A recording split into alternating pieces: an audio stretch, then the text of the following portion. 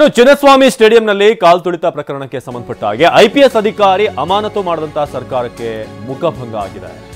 ಕೂಡಲೇ ಇವರು ಕ್ರಮ ತಗೊಂಡ್ಬಿಟ್ರೆ ಒಂದಷ್ಟು ಜನರನ್ನ ಅಮಾನತು ಮಾಡಿಬಿಟ್ಟು ಸರ್ಕಾರ ಕ್ರಮ ಕೈಗೊಂಡಿದೆ ಅಂತ. ಆದ್ರೆ ಈಗ ವಿಕಾಸ್ ಕುಮಾರ್ ಇದಕ್ಕೆ ಸಂಬಂಧಪಟ್ಟ ಹಾಗೆ ಫೈಟ್ ಮಾಡಿದ್ರು, ಲೀಗಲಿ ಫೈಟ್ ಮಾಡಿದ್ರು. ನ್ಯಾಯಮೂರ್ತಿ BK ಶ್ರೀವಾತ್ಸವ ಹಾಗೆ ನ್ಯಾಯಮೂರ್ತಿ ಸಂತೋಷ್ ಮೆಹ್ರಾ ಪೀಠ ಆದೇಶವನ್ನು ಕೊಟ್ಟಿದೆ.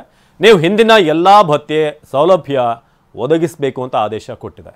ವಿಕಾಸ್ ಕುಮಾರ್ ಪರ ಹಿರಿಯ ವಕೀಲ ಧ್ಯಾನ್ ಚಿನ್ನಪ್ಪ ಅವರು ವಾದ ಮಂಡಿಸಿದ್ರು. ಅಮಾನತು ರದ್ದುಪಡಿಸಿ ಕೇಂದ್ರ ಆಡಳಿತಾತ್ಮಕ ನ್ಯಾಯಮಂಡಳಿ ಆದೇಶವನ್ನು ಕೊಟ್ಟಿದೆ. ಸೊ ವಿಕಾಸ್ ಕುಮಾರ್ ಅಮಾನತನ್ನು ಈಗ ರದ್ದು ಮಾಡಲಾಗಿದೆ.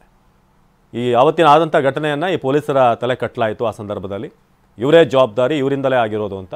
ಅದರಲ್ಲಿ ಈಗ ವಿಕಾಸ್ ಕುಮಾರ್ ಅವರು ಲೀಗಲಿ ಫೈಟ್ ಮಾಡಿ ನನ್ನ ಯಾಕೆ ಅಮಾನತು ಮಾಡಿದ್ದೀರಾ, ನನ್ನಿಂದ ಆಗಿರುವಂಥ ಫಾಲ್ಟ್ ಏನು, ಅವರ ವರ್ಷನ್ ಏನು ಅಂತ ತಮ್ಮ ವಕೀಲರ ಮೂಲಕ ಹೇಳಿದ್ದಾರೆ. ಸೊ ಅದನ್ನು ಈಗ CIT ಆದೇಶವನ್ನು ಹೊರಡಿಸಿದೆ. ಈಗ ಚಿನ್ನಸ್ವಾಮಿ ಸ್ಟೇಡಿಯಂನ ಕಾಲ್ ತುಳಿತ ಪ್ರಕರಣಕ್ಕೆ ಸಂಬಂಧಪಟ್ಟಾಗಿ IPS ಅಧಿಕಾರಿ ವಿಕಾಸ್ ಕುಮಾರ್ ಅವರ ಅಮಾನತು ಆದೇಶ ಏನಿದೆ ಅದನ್ನು ರದ್ದುಗೊಳಿಸಲಾಗಿದೆ.